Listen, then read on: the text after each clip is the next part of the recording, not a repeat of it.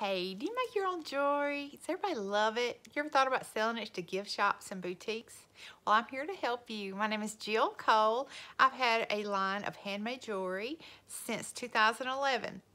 Let me give you a little bit of background about how I got started. I have a full-time job, but I used to help my sister. She's got a line of jewelry, and I used to help her design and make jewelry for her line. And then my family started having some financial problems, and I told her, I said, you know, I think I'm gonna have to get a part-time job to help out with the bills. And she said, why don't you just start your own line of jewelry? I was like, I don't think I can do all that now. And she said, well, you already design it and make it, so you know what you're doing. I thought, yeah, that's true. And she said, it's easy. I said, well, I can't show it. I mean, I'm too shy for all that. She said, no, just do it. It'll be easy. And I was like, okay. So I went home and I started designing.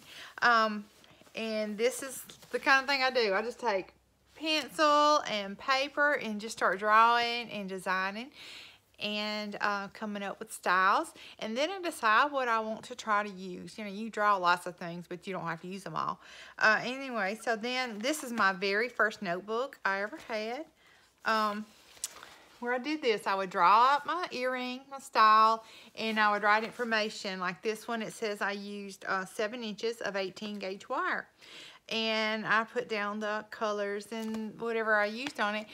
And so that helps in pricing. But let's see, the first step then would be to design. And that's what you do. You draw, you plan, actually make it. Make some samples of this so that you know what it looks like and you have it to show. And then 2, you need to choose a name. How I did it, let's see, I'm from Mississippi and the nearest beach show is in Memphis. So my mother, my sister, and I all loaded up to go to the beach show one Saturday. And we were just brainstorming on what names. And naturally, I started with flower names because they're pretty. But we didn't come up with anything like that. And then birds. I love birds. So we started with bird names. So my mother called out one. I said, ooh, I like that. So I Googled it, and I couldn't stand the way they spelt it. It doesn't make any sense. So I just did like a sounds like, and I love it. And I looked it up. Nobody else was using it. So that's the name I've used, and it's been great. I really enjoy it. And then you have to design your cards for your earrings. You know, small cards for earrings, little tags for your like long necklaces and your bracelets, and then a little bit bigger cards for your necklaces. Let's see, a lot of people use business cards for this. I'm not a fan of that because it looks like you're sticking your jewelry on a business card.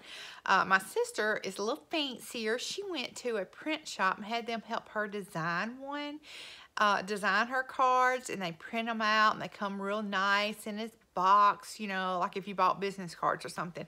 Well, I didn't do that. I'm a little too cheap. So I went and bought some cardstock, and I got the brown, you know, the heavy duty, looks like brown paper sack kind of cardstock. That's what I got. And I designed my own on the computer, put them in the printer, print it out, or in the copier, and cut them out myself. And that's what I use, and it's been great. Haven't had a problem whatsoever with that. So however you want to do it is fine.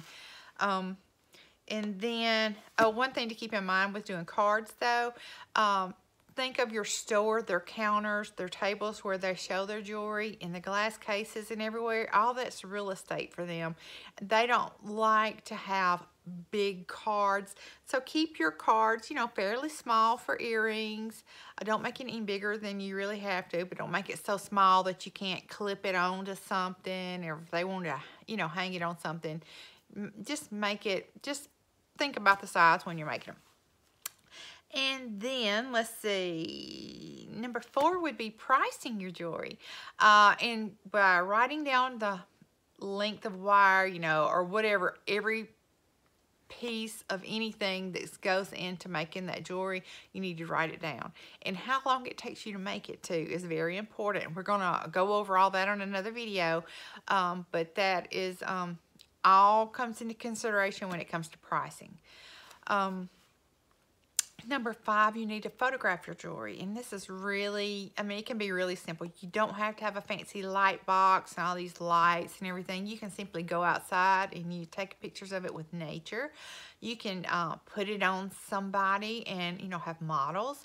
Or I'll tell you what I do. I like, and this is just quick and easy. I can do it anywhere. And it all ties. I mean, it's just great. I go and get scrapbook paper. You can get big square pieces of paper that looks like wood, it's been painted and weathered and it's all chipping off and everything. Or you can get like old like barn wood with wormholes and everything in it, just stuff like that. And when you lay it down and lay your jewelry on it, you can put lights on it and everything, and it looks like it's laying on that wood. I mean, you can't tell the difference, and I think a lot of people do that. So that's just something easy to keep in mind. But after you get your photographs done, you're ready to start a business page, like on Facebook, maybe an Instagram page. You can have your own personal page plus business pages. So just figure it out. You can Google, YouTube how to do that. But yeah, that's easy to do. And when you start, like say, a Facebook business page, invite your friends to it and ask them to share it with their friends. Maybe invite their friends. That's how I got a lot of people on my page.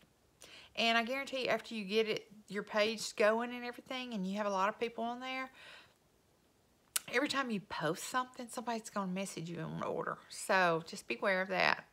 Anyway, that's all I've got for now. I'm going to go more in depth on all of these things on other videos. So please subscribe to my channel. This is a brand new channel, and I would love to have you here. If you have any questions or want me to cover something in particular, just comment below.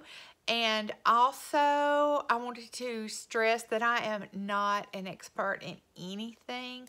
This is just how I've done it, and it's been pretty awesome. All right, see you next time.